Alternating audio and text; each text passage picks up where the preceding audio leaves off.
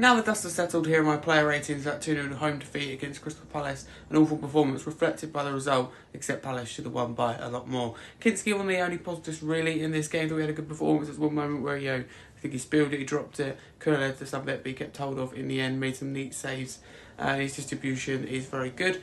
Porro, I think, struggled. It's evident that he played just 2-3 days ago against Bodo Glimt. Danso, along with Davis, both in the threes, and we've had a tough afternoon to deal with that Palace front line. Someone who certainly had a tough afternoon is Jed Spence. Every Palace attack come down his side.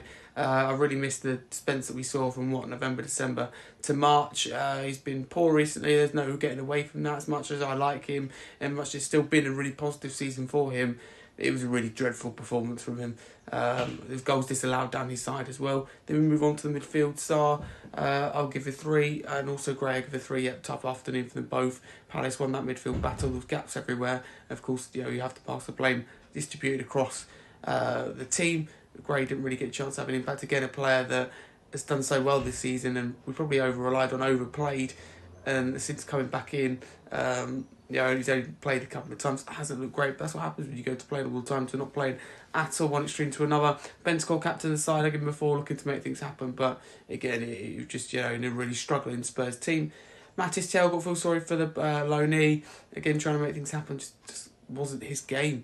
I'll give him a 4. Kulusevski, I'll give a 4. Not really impactful in the game as he come off at half time. I'm just saying that's just a knock, which is massive. Big risk playing him in this game, but he's a player certainly lacking in confidence. It's fair to say at the moment. Odebear, I think, again, one of the positives, along with the likes of Kinski in this game, looking to make things happen. Real positive spark in particular in that second half. Moving on to the substitutes, Mikey Moore couldn't really make an impact. I give him a 4. Good to see him on the pitch though.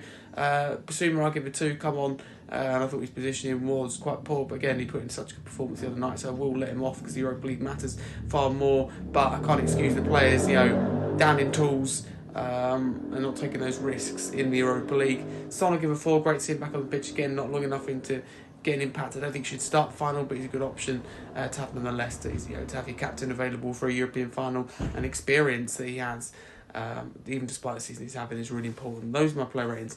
And managerial rating, I'll give a 4 out of 10. Look, we've lost 2-0, but in the grand scheme of things, he got it right to rest a lot of players. I think he could have given, more of an opportunity to younger players. Dave Scarlett's undergone surgery though, but still, you've got under 21s, under 23s. I thought this is a good opportunity to really see them and just give other players opportunities you're not sure about keeping this summer, such as Reguilon. But overall, I think he got it right. But he did take the risk with players like Kulusevski. Looks like he got away with it. Those are my player ratings. What would you change? Let me know in the comments below.